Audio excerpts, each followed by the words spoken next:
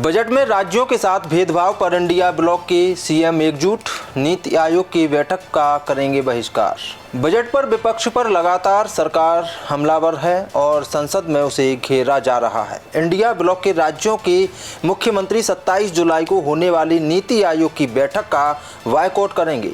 यह केंद्रीय बजट के विरोध में है। इंडिया ब्लॉक बजट को भेदभावपूर्ण बता रहा है। तमिलनाडु के मुख्यमंत्री एम.के. स्टालिन कल चेन्नई में नीति आयोग की बैठक के बहिष्कार का ऐलान किया। इसके बाद कांग्रेस ने कहा, हिमाचल प्रदेश के मुख्यमंत्री सुखविंदर सिंह सुक्खू, कर्नाटक के सिद्धारमैया और तेलंगाना के रेवंत रेड्डी इस बैठक में शामिल नहीं होंगे। हालांकि ममता बनर्जी, हेमंत सोरेन और केरल के मुख्यमंत्री पिनराई विजयन की बैठक में शामिल होने की उम्मीद है। विपक्षी दलों के सीएम बजट में उनके राज्यों के लिए की गई कटौती से नाराज हैं। स्टालिन ने कहा, तमिलनाडु को बजट में सबसे बड़ा विश्वासघात झेलना पड़ा तो तेलंगाना के सीएम रेवंत रेड्डी ने कुर्सी बचाओ बजट बताते हुए कहा, सबका साथ सबका विकास फर्जी नारा बन गया है। उन्होंने कहा, तेलंगाना के साथ भेदभाव हुआ है। संसद में किसान नेताओं ने राहुल गांधी से की मुलाकात, किसानों की मांगों पर निजी विधेयक लाने की मांग। बोले राहुल, हम सरकार पर दबाव डालेंगे। पंजाब, हरियाणा, उत्तर प्रदेश, तेलंगाना, तमिलनाडु और कर्नाटक के किसान नेताओं के एक प्रतिनिधि मंडल ने आज लोकसभा में नेता प्रतिपक्ष राहुल गांधी ने मुलाकात की। इस दौरान किसान नेताओं ने उनके सामने अपने मुद्दों को रखा। राहुल गांधी के संसद भवन स्थित कार्यालय में यह मुलाकात हुई। किसान नेताओं से मुलाकात के बाद लोकसभा में विपक्ष के नेता राहुल गांधी ने कहा, हमने अपने घोषणा पत्र में कानूनी गारंटी के साथ एमएसपी का जिक्र किया है। हमने आकलन किया है और इसे लागू किया जा सकता है।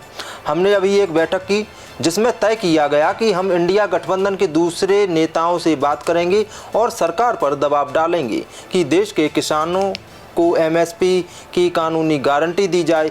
इस मुलाकात से पहले असमंजस की स्थिति बन गई क्योंकि किसानों को अंदर नहीं जाने दिया गया। सूत्रों ने बताया कि किसानों ने अपने अपने राज्यों के मुद्दों पर राहुल गांधी से बात की और उनसे एमएसपी को संशोधित करने और कानूनी समर्थन सुनिश्चित करने की लंबे समय से चली आ रही मांगों को पूरा करने के लिए एक निजी सदस्य विधेयक पेश करने के लिए भी कहा।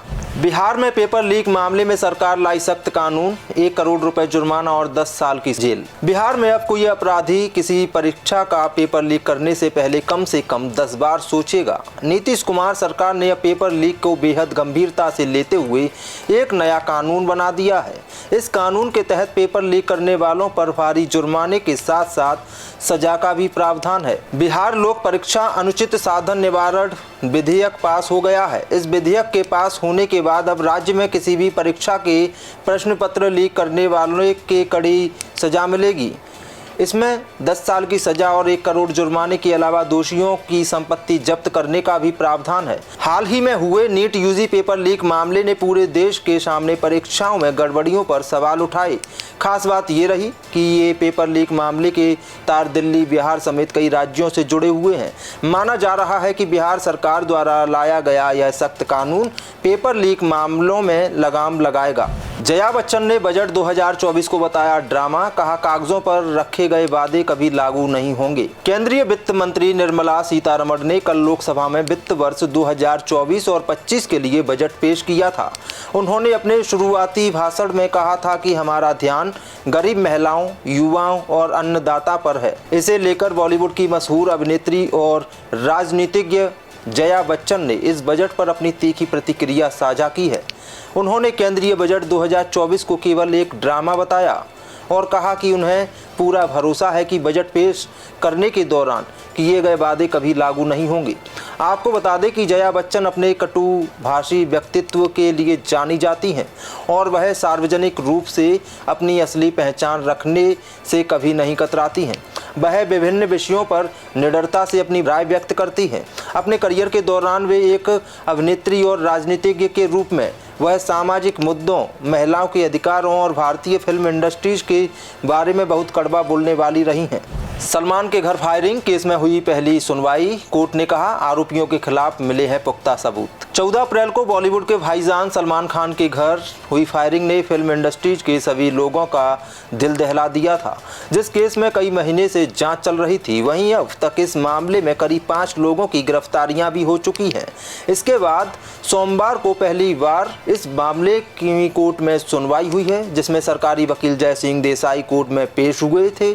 Special court Maharashtra control of organised crime act के स्पेशल जज ने कहा कि गिरफ्तार हुए सभी आरोपियों के खिलाफ पुख्ता सबूत मिले हैं, जिनके आधार पर उनके खिलाफ सख्त एक्शन लिया जाएगा। रिपोर्ट्स के अनुसार अदालत में 5 आरोपियों के खिलाफ आईपीसी धारा 307, 34 और 120 के तहत कार्रवाई जारी रहेगी। इसके अलावा आरोपियों पर मकोका और आर्म्स एक्ट की धाराएं भी लगेंगी। आपको बता दें कि सलमान के मुंबई में स्थित घर पर फायरिंग मामले में नवी मुंबई पुलिस ने मकोका कोर्ट में 1736 पेज की चार्जशीट दाखिल की थी, जिसमें लॉरेंस बिश्नोई समेत 9 आरोपियों के नाम हैं, जिनमें से अभी तक 5 की गिरफ्तारी हो चुकी है। लॉरेंस पहले से ही अन्य मामलों में जेल में बंद है और अन्य आरोपी पुलिस की हिरासत में है। बता दें कि 14 अप्रैल की सुबह करीब 5 बजे सलमान खान के गैलेक्सी अपार्टमेंट में 2 बाइक सवारों ने 4 राउंड फायरिंग की थी। जिस वक्त फायरिंग हुई उस समय सलमान घर में ही मौजूद थे। इस मामले में पहली गिरफ्तारी 15 अप्रैल को हुई। पुलिस ने 2 आरोपियों को गिरफ्तार किया था। इसके बाद 24 अप्रैल को हथियार मुहैया करवाने वाले आरोपियों की गिरफ्तारी हुई। देश दुनिया की सभी खबरें देखने के लिए जुड़े रहिए आचरण न्यूज से। आचरण न्यूज, हर कदम आपके साथ।